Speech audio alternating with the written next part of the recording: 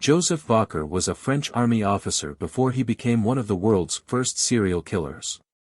What distinguished Vasher was not only his method of slaughtering and torturing his victims, but also his appearance a few years after the end of the crimes of Jack, the Ripper of London.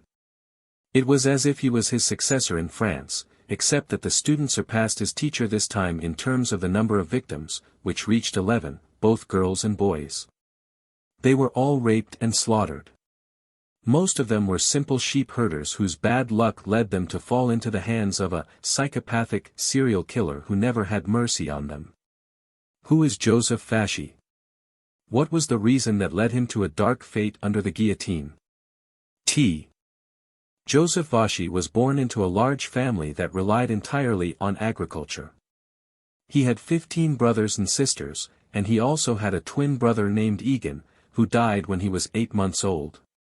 It is said that he died of suffocation on a piece of bread that one of his brothers placed for him. He grew up in an atmosphere of superstition and ignorance, and Joseph did not receive much education.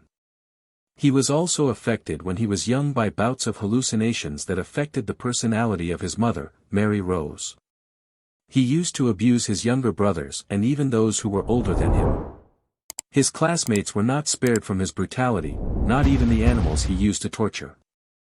He was a violent, angry child who began his criminal career when he was 14 years old after his mother died and he started working.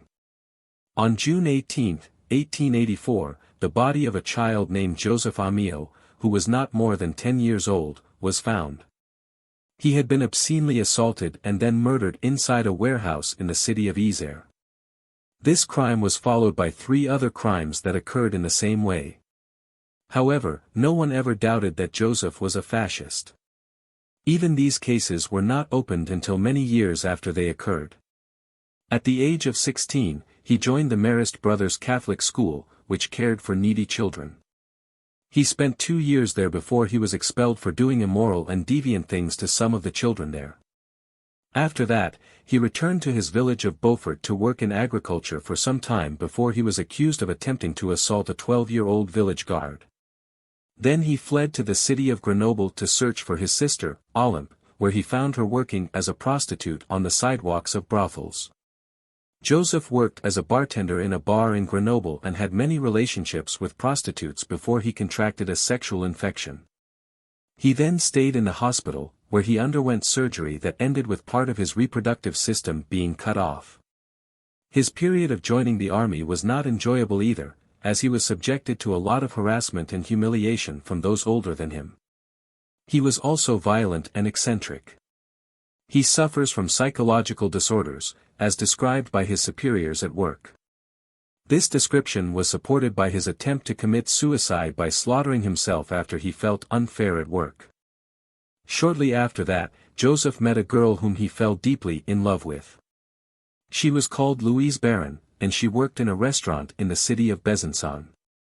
He even went to her family to propose to her. However, Louise did not share the same feelings as Joseph.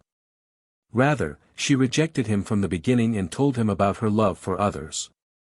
But Joseph never accepted this rejection. Rather, he decided to take revenge on Louise, who shot her 3 times with his gun before deciding to commit suicide as well.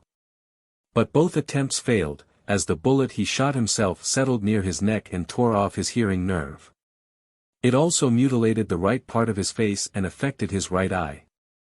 As for Louise, she was severely injured and suffered severe injuries. Contrary to what was expected, Joseph did not go to prison, but was considered not responsible for his actions. He diagnosed his illness with hallucinations, paranoia, or feeling threatened by others.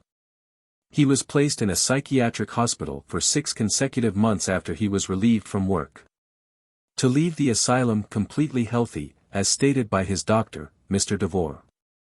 After he left the asylum, he headed to the city of Grenoble, but before he arrived, he passed through a village called Borobar. This was on the 19th of May 1894, where this village witnessed the first crimes of Joseph Vacher, which he confessed to committing. On this date, Eugene Delhomme, a young woman of 21 years old, was killed. This was followed by many crimes that he committed during his constant travels and movements, as he walked more than 40 miles a day. He works for some time in the farms he finds here and there, then continues on his way, which made it difficult to catch him. But suspicion began to swirl around him after the body of Victor Bartali, a 15-year-old child who worked as a sheep shepherd, was found. Many eyewitnesses reported the presence of a stranger in the same place and time of the crime with scars and deformities around his right eye. He carries a staff and a cloth pouch around his waist. But finding this person was not easy at that time. The fascist method of killing was the same every time. He chose his victims from lonely shepherds in the forests and mountains. After he assaults the victim, he forcefully strangles her before slaughtering her with the razor he always carries with him. He then proceeds to perform an autopsy, cutting off the intimate areas of the victim, whether male or female, and then brutalizing the corpse severely before assaulting it again. The sight of the corpses was terrifying to everyone who saw them. But the matter was not the same for Joseph, as it seemed that acting with corpses increased his pleasure and ecstasy. But no one can continue with his crimes without committing a mistake that could sometimes be fatal. One time, as Joseph always did, he tried to assault a worker on a peasant farm called Mrs. Planty. He wanted to be alone with her in an area far from sight, but the latter shouted, so her husband, along with 2 other people, came to her rescue.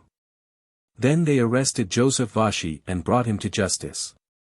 The sentence he initially received was no more than 3 months, but the investigator who dealt with the case, Emile Forquet, returned to the case of the child Victor Bertali and other cases that bore the signature of the criminal himself. Then he compared the features of the fascist with previous testimonies, so that he was transferred to a worn-out prison in April 1897, and the investigation with him continued before he confessed. With 8 crimes he committed. However, due to his unstable mental state, the court appointed 3 psychiatrists to examine Vashi's mental state and then submit a report to the court.